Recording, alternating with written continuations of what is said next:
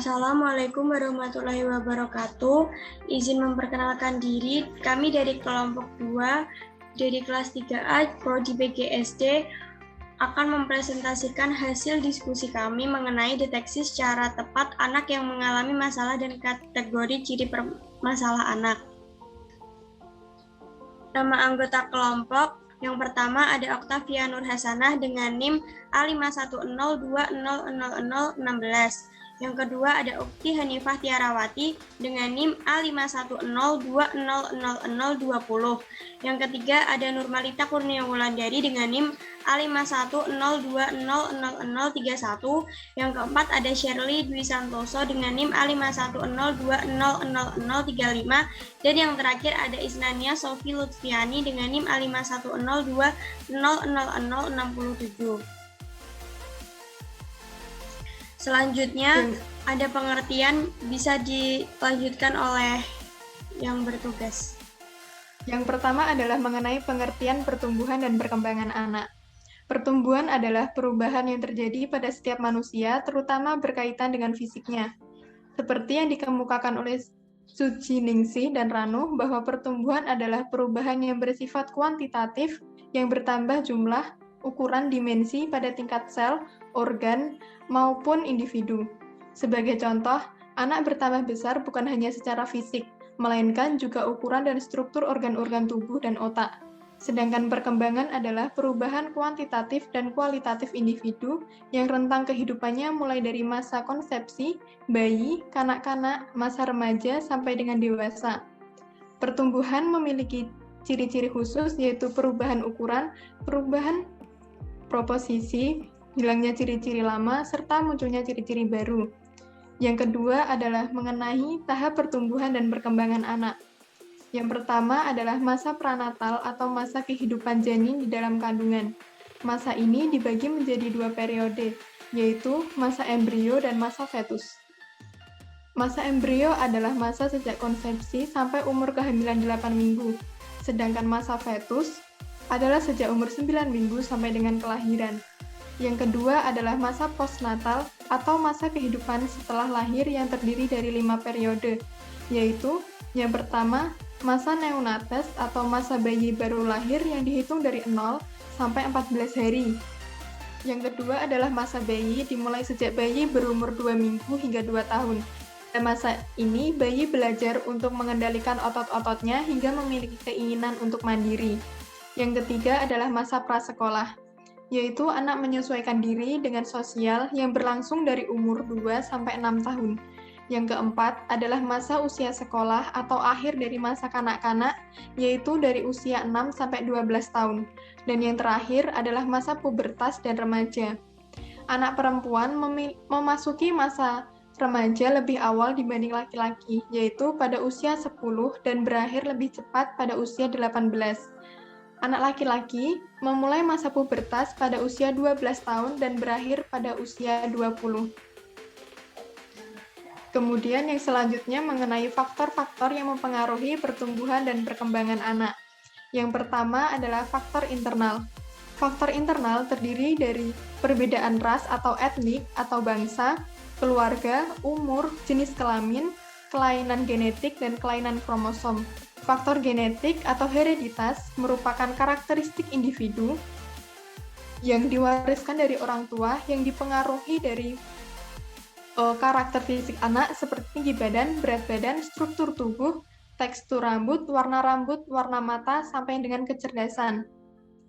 Beberapa penyakit bawaan seperti diabetes, obesitas juga dapat diwariskan secara genetik. Yang kedua adalah faktor eksternal atau lingkungan. Faktor eksternal ini mempengaruhi pertumbuhan dan perkembangan anak. Contohnya, faktor lingkungan yang banyak mempengaruhi pertumbuhan dan perkembangan anak adalah gizi, stimulasi, psikologi, serta sosial ekonomi, kondisi geografis tempat tinggal, serta hubungan anak dengan keluarga dan teman sebaya. Asupan nutrisi yang dikonsumsi anak juga menjadi faktor pendukung tumbuh kembang anak. Gizi merupakan salah satu faktor yang berpengaruh terhadap proses tumbuh kembang anak. Sebelum lahir, anak bergantung pada gizi yang terdapat dalam tubuh ibu. Setelah lahir, anak bergantung pada tersedianya bahan makanan dan kemampuan saluran cerna. Selanjutnya, deteksi dini pertumbuhan dan perkembangan anak. Yang pertama, deteksi dini gangguan pertumbuhan, yaitu menentukan status gizi anak apakah gemuk, normal, kurus, dan sangat kurus, pendek atau sangat pendek, makrosefali atau mikrosefali, dan lainnya. Macam-macam penilaian pertumbuhan fisik dapat digunakan. 1. Pengukuran berat badan. Pengukuran ini dilakukan secara teratur untuk memantau peningkatan atau penurunan berat badan pada tubuh anak sehingga dapat diketahui keadaan gizi anak. Yang kedua, pengukuran tinggi badan. Hasil pengukuran setiap bulan dapat dicatat dalam KMS yang mempunyai grafik pertumbuhan tinggi badan. Yang ketiga, pengukuran lingkar kepala anak. PLKA adalah cara yang biasa dipakai untuk mengetahui pertumbuhan dan perkembangan otak anak. Biasanya, ukuran pertumbuhan tengkorak mengikuti perkembangan otak, sehingga bila ada hambatan pada pertumbuhan tengkorak, maka perkembangan otak anak juga terlambat. Yang kedua, deteksi dini penyimpangan perkembangan, yaitu untuk mengetahui gangguan perkembangan anak atau keterlambatan, gangguan daya lihat, gangguan daya dengar. Cara mendeteksi gangguan perkembangan dapat dilakukan dengan wawancara faktor penyebab gangguan perkembangan dan dilanjut dengan melakukan tes screening. Dapat dilakukan dengan kuesioner pra-screening perkembangan untuk mengetahui perkembangan anak normal atau ada penyimpangan. Yang ketiga, deteksi dini penyimpangan mental emosional, yaitu untuk mengetahui adanya masalah mental emosional, autisme, dan gangguan pemusatan perhatian dan hiperaktivitas. Cara deteksi dini masalah mental emosional anak pada anak prasekolah dengan menggunakan kuesioner masalah mental emosional. Deteksi dini autis pada anak prasekolah menggunakan checklist deteksi dini autis pada anak umur 18-36 bulan. Deteksi dini gangguan pemusatan perhatian dan hiperaktivitas pada anak prasekolah menggunakan formulir deteksi dini GPPH. Selanjutnya, gangguan pertumbuhan dan perkembangan anak. Yang pertama, gangguan pertumbuhan fisik. Gangguan pertumbuhan fisik meliputi gangguan pertumbuhan di atas normal dan gangguan pertumbuhan di bawah normal. Pemantauan berat badan menggunakan KMS atau kartu menuju sehat. Bila grafik berat badan anak lebih dari 120%, kemungkinan anak mengalami obesitas atau kelainan hormonal. Sedangkan apabila grafik berat badan di bawah normal, kemungkinan anak mengalami kurang gizi, menderita penyakit kronis atau kelainan hormonal. Lingkar kepala juga menjadi salah satu parameter yang penting dalam mendeteksi gangguan pertumbuhan dan perkembangan anak. Ukuran lingkar kepala menggambarkan isi kepala, termasuk otak dan cairan cerebrospinal. Deteksi dini gangguan penglihatan dan gangguan pendengaran juga perlu dilakukan untuk mengantisipasi terjadinya gangguan yang lebih berat. Gangguan penglihatan dapat diderita oleh anak, antara lain adalah maturitas visual yang terlambat, gangguan refleksi, juling, nystagmus, amblyopia, buta warna, dan kebutaan akibat katarak, neuritis optik, glaukoma, dan sebagainya. Sedangkan ketulian pada anak dapat dibedakan menjadi tuli konduksi dan tuli sensorineural. Tuli pada anak dapat disebabkan karena faktor prenatal dan postnatal. Faktor prenatal antara lain adalah genetik dan infeksi TORS yang terjadi selama kehamilan. Sedangkan faktor postnatal yang sering mengakibatkan ketulian adalah infeksi bakteri atau virus yang terkait dengan ototis media. Yang kedua, gangguan perkembangan motorik. Salah satu penyebab gangguan perkembangan motorik adalah kelainan tonus otot atau penyakit neuromuskular. Kelainan sumsum tulang belakang seperti spina bifida juga dapat menyebabkan keterlambatan perkembangan motorik. Penyakit neuromuskular seperti muskular distrofi memperlihatkan keterlambatan dan hilang kemampuan berjalan. Namun, tidak selamanya gangguan perkembangan motorik selalu didasari adanya penyakit tersebut. Faktor lingkungan serta kepribadian anak juga dapat mempengaruhi keterlambatan dalam perkembangan motorik. Anak yang tidak mempunyai kesempatan untuk belajar seperti sering digendong atau diletakkan dalam baby walker dapat mengalami keterlambatan dalam mencapai kemampuan motorik. Yang ketiga, gangguan perkembangan bahasa. Kemampuan berbahasa melibatkan kemampuan motorik, psikologis, emosional, dan perilaku. Gangguan perkembangan bahasa pada anak dapat diakibatkan berbagai faktor, yaitu adanya faktor genetik, gangguan pendengaran, intelijensia rendah, kurangnya interaksi anak dengan lingkungan, maturasi yang terlambat, dan faktor keluarga. Selain itu, gangguan berbicara juga dapat disebabkan karena adanya kelainan fisik seperti bibir sumbing dan cerebral palsy. Yang keempat, gangguan emosi dan perilaku. Kecemasan adalah salah satu gangguan yang muncul pada anak dan memerlukan suatu intervensi khusus apabila mempengaruhi interaksi dan perkembangan anak. Contoh kecemasan yang dapat dialami anak adalah fobia sekolah, kecemasan berpisah, fobia sosial, dan kecemasan setelah mengalami trauma. Autisme adalah kelainan neurobiologis yang menunjukkan gangguan komunikasi, interaksi, dan perilaku. Autisme ditandai dengan terhambatnya perkembangan bahasa, munculnya gerakan-gerakan aneh seperti berputar-putar, melompat-lompat, atau mengamuk tanpa sebab.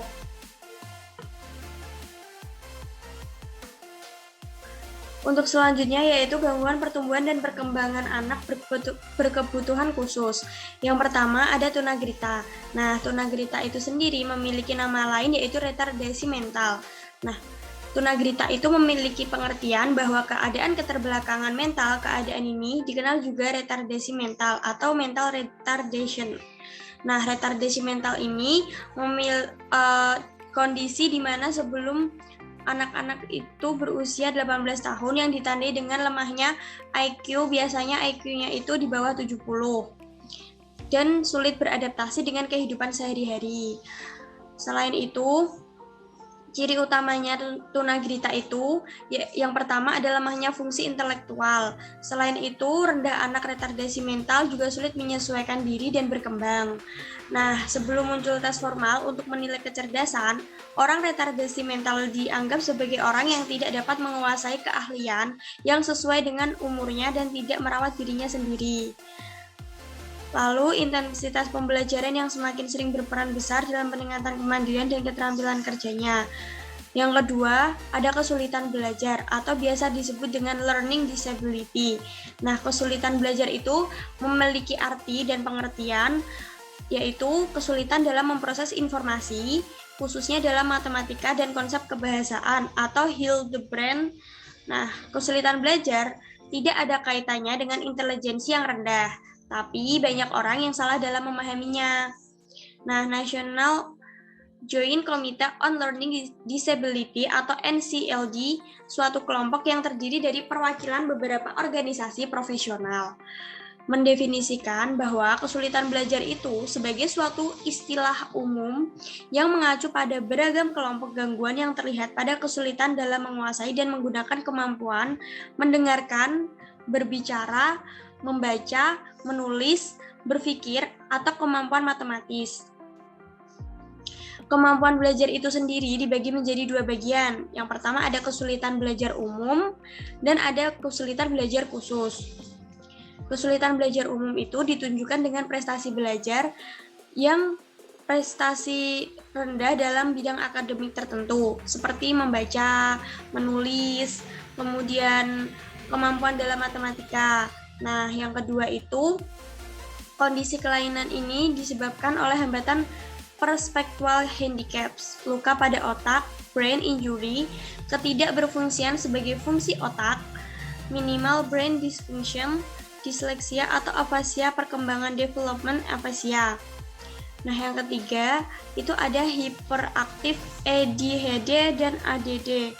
Nah, hiperaktivitas ini memiliki pengertian sendiri, yaitu salah satu aspek dari attention deficit without hyperactive disorder, atau yang dikenal dengan istilah gangguan pemusatan perhatian dan hiperaktif. ADHD atau GPPH mencakup gangguan pada 3 aspek. Yang pertama itu sulit memusatkan perhatian, yang kedua hiperaktif, dan yang terakhir itu impulsivitas. Apabila gangguan hanya terjadi pada aspek yang pertama, maka dinamakan gangguan pemusatan perhatian. Sedangkan bila ketiga aspek terkena imbas gangguan, baru disebut GPPH atau ADHD. Nah, hiperaktif sendiri ini bukan suatu penyakit, tetapi gejala yang terjadi disebabkan faktor kerusakan otak, kekacauan emosi, atau retardasi mental. Umumnya, hal ini ditemukan dari usia SD, usia TK hingga SD kelas permulaan, serta terus dimilikinya sampai usia remaja. Nah, yang keempat itu ada tunalaras. Nah, tunalaras itu memiliki arti individu yang mengalami hambatan dalam mengendalikan emosi dan kontrol sosial. Individu tunalaras biasanya itu menunjukkan perilaku menyimpang yang tidak sesuai dengan norma dan aturan yang berlaku di sekitarnya. Yang karakteristik anak tunalaras itu, yang pertama ada kurang mampu dalam belajar. Yang kedua, tidak mampu membangun atau memelihara hubungan interpersonal yang baik dengan guru atau teman sebayanya. Yang ketiga, seringkali menampakkan perilaku yang tidak sopan. Nah, yang kelima ini ada tunarungu. Tunarungu ini memiliki pengertian bahwa individu yang memiliki hambatan dalam pendengaran baik permanen maupun tidak permanen. Klasifikasi tunarungu berdasarkan tingkat gangguan pendengaran. Yang pertama, ada gangguan pendengaran sangat ringan. Itu tidak dapat mendengar percakapan berbisik dalam keadaan sunyi pada jarak dekat. Nah, yang kedua, gangguan pendengaran sedang. Itu diartikan sebagai tidak dapat mendengarkan percakapan normal dalam keadaan sunyi pada jarak dekat. Yang ketiga, ada gangguan pendengaran berat. Nah, gangguan pendengaran berat ini hanya mampu mendengarkan suara keras pada jarak dekat seperti suara vacuum cleaner. Dan yang terakhir ada gangguan pendengaran ekstrim atau biasa disebut dengan tuli. Hal ini biasanya terjadi hanya dapat mendengarkan suara yang sangat keras seperti suara gergaji mesin dalam jarak dekat. Nah, setiap anak itu mengalami gangguan pendengaran seringkali mengalami masalah seperti gangguan bahasa. Walaupun memiliki potensi yang sangat besar dan cara berpikir kreatif, visualnya juga tinggi, apabila kemampuan berbahasanya kurang, maka perkembangan kognitif, prestasi akademik, dan kemampuan sosial pun biasanya juga berpengaruh. Terus yang keenam ada tunanetra. Nah, tunanetra sendiri itu memiliki arti atau pengertian bahwa individu yang memiliki lemah penglihatan atau akurasi penglihatan kurang dari 6/60. Nah, tunanetra menurut KBBI adalah tidak dapat melihat dan pada umumnya orang mengira tunanetra identik dengan buta. Padahal kalau menurut Lowenfeld itu tunanetra dapat diklasifikasikan ke dalam beberapa kategori tunanetra sebelum dan sejak lahir, tunanetra setelah lahir atau pada usia kecil, tunanetra pada usia sekolah atau masa remaja, tunanetra pada usia dewasa atau lanjut usia, tunanetra akibat bawaan. Nah, yang ketujuh itu ada autis. Nah, mayoritas gangguan autisme ini disebabkan karena abnormalitas di otak. Karakteristik umum dari gangguan ini ditandai dengan adanya gangguan dalam kognisi sosial, misalnya kemampuan mempertimbangkan perspektif orang lain, kemampuan sosial, dan kemampuan interaksi sosial. Anak-anak dengan autisme seringkali menunjukkan sifat-sifat kelainan yang bisa diidentifikasikan sejak sebelum umur 3 tahun. Yang kedelapan, ada tunadaksa. Nah, tunadaksa ini memiliki arti yaitu individu yang memiliki gangguan gerak yang disebabkan oleh kelainan neuromuskular dan struktur tulang yang bersifat bawaan sakit atau akibat kecelakaan termasuk cerebral palsy, amputasi, polio, dan lumpuh. Tingkat gangguan pada tunadaksa yang pertama ringan, yang kedua sedang, yang ketiga berat. Nah, pada ringan ini memiliki pengertian bahwa memiliki keterbatasan dalam melakukan aktivitas fisik, tetapi tetap masih dapat ditingkatkan melalui terapi. Yang kedua, memiliki keterbatasan motorik dan mengalami gangguan koordinasi sensorik. Yang ketiga, berat, yaitu memiliki keterbatasan total dalam gerakan fisik dan tidak mampu mengontrol gerakan fisik. Yang kesembilan ada tunaganda. Nah, tunaganda ini menyebut anak-anak yang mengalami cacat ganda atau lebih dari satu. Misalnya, seorang anak yang mengalami kelainan penglihatan ringan, kemungkinan juga memerlukan bantuan khusus yang berkaitan dengan penyesuaian sosial dan intelektual. Nah, anak tunaganda ini memiliki kombinasi kelainan, baik dua jenis kelainan atau lebih, yang menyebabkan adanya masalah pendidikan yang serius, sehingga anak tunaganda biasanya tidak dapat di atas dengan suatu program pendidikan khusus untuk suatu kelainan saja. Nah, yang ke-10 ada anak berbakat. Nah, istilah ini digunakan untuk menyebut anak-anak berbakat dengan IQ di atas 135, dengan kreativitas, motivasi, dan ketahanan kerja yang tinggi. Sementara menurut Wiener mendefinisikan sebagai kemampuan atau bakat yang sangat tinggi dalam satu atau lebih pada bidang tertentu seperti musik, terus matematika. Selain itu membutuhkan pelayanan pendidikan khusus agar dapat mengembangkan potensi bisa mengembangkan potensi itu sepenuhnya. Selanjutnya, cara mengidentifikasi permasalahan anak. Cara mengidentifikasi permasalahan anak terdapat dua cara. Yang pertama, tes. Tes merupakan salah satu alat bantu yang dapat dipergunakan untuk mengidentifikasi permasalahan anak yang bersifat standar atau baku. Bentuk tes ini dapat berupa pertanyaan-pertanyaan atau tugas-tugas yang harus dijawab atau dikerjakan anak serta dibatasi oleh waktu. Jenis tes yang banyak dipergunakan diantaranya tes bakat, inteligensi, presentasi, dan diagnostik. Lalu yang kedua, non-tes.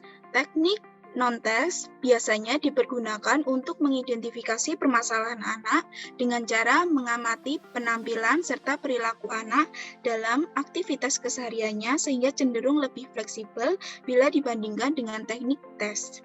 Beberapa macam teknik non-tes diantaranya adalah observasi, wawancara, angket, portofolio, catatan anekdot, daftar cek, skala penilaian, sosiometri angket, dan tugas kelompok. Berikutnya, langkah-langkah dan teknik penanganan masalah anak.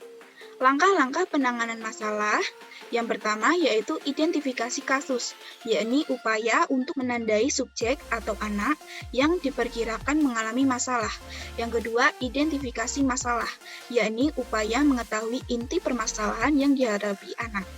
Yang ketiga, diagnosis merupakan langkah untuk mengidentifikasi karakteristik serta faktor penyebab masalah yang dialami anak. Yang keempat, prognosis merupakan langkah untuk merumuskan alternatif upaya bantuan sesuai dengan karakteristik permasalahan yang dialami.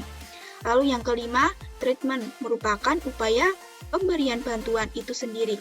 Lalu yang keenam, tindak lanjut dilakukan sebagai bentuk evaluasi terhadap upaya pemberian bantuan yang telah dilakukan serta kemungkinan penggunaan langkah-langkah berikutnya. Berikutnya, teknik penanganan masalah. Pada hakikatnya, tidak ada satupun teknik yang efektif untuk menangani permasalahan anak yang berbeda-beda. Penggunaan suatu teknik akan bergantung kepada karakteristik anak, jenis permasalahan, kemampuan, serta keterampilan pemberian bantuan, serta faktor kompatibilitasnya. Di antara berbagai teknik yang dapat dilakukan orang tua dan guru untuk membantu menangani permasalahan anak adalah sebagai berikut. Yang pertama, latihan. Dengan latihan, kita dapat mengetahui dan mengevaluasi sejauh mana kemampuan anak. Juga dapat mengetahui di mana kelemahan anak, dan latihan diberikan kepada anak untuk melatih konsentrasi atau aspek kognitif anak. Lalu yang kedua, permainan. Permainan dan bermain merupakan kebutuhan bagi anak. Melalui permainan, anak dapat mengembangkan berbagai aspek, termasuk aspek sosial emosional yang dapat membantu mengembangkan karakter anak usia dini. Permainan merupakan sumber media untuk menstimulasi anak. Lalu yang ketiga, saran dan nasihat. Dalam menangani masalah anak, saran dan nasihat sangat diperlukan untuk mengarahkan anak dan menjelaskan nilai baik buruk kepada anak.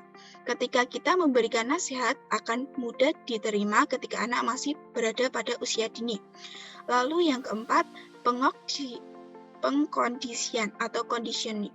Ketika kita akan mengatasi masalah yang sedang dihadapi anak, hendaknya kita harus melihat kondisi dan keadaan yang memungkinkan untuk melakukannya. Lalu yang kelima, model dan peniruan atau modeling dan imitation. Anak adalah peniru ulung. Anak hanya melakukan apa yang ia lihat, ia dengar, dan ia rasakan. Maka dari itu, kita sebagai orang tua harus menjadi teladan yang baik bagi anak. Lalu yang ketujuh, konseling, merupakan proses yang terjadi antar anak dan seorang konselor yang membantu anak-anak untuk sembuh dan kembali rasa percaya dirinya. Selama konseling, seorang anak didorong untuk dapat menyatakan perasaan mereka. Syarat menangani permasalahan anak. Beberapa karakteristik yang dapat membantu mempermudah orang tua dan guru dalam menangani permasalahan yang dihadapi anak adalah kesabaran, penuh kasih sayang, penuh perhatian, ramah, toleransi terhadap anak, empati, penuh kehangatan, menerima anak apa adanya, adil, dapat memahami perasaan anak, pemaaf terhadap anak, menghargai anak, memberi kebebasan terhadap anak, dan menciptakan hubungan yang akrab dengan anak. Yang kesimpulannya adalah, pertumbuhan dan perkembangan merupakan suatu proses yang diawali dari pembuahan sampai pematangan atau dewasa. Melalui proses tersebut, anak tumbuh menjadi lebih besar dan bertambah matang dalam segala aspek baik fisik, emosi, intelektual, maupun psikososial. Apabila terdapat suatu masalah dalam proses tersebut, maka akan berakibat terhambatnya anak mencapai tingkat tumbuh kembang yang sesuai dengan usianya.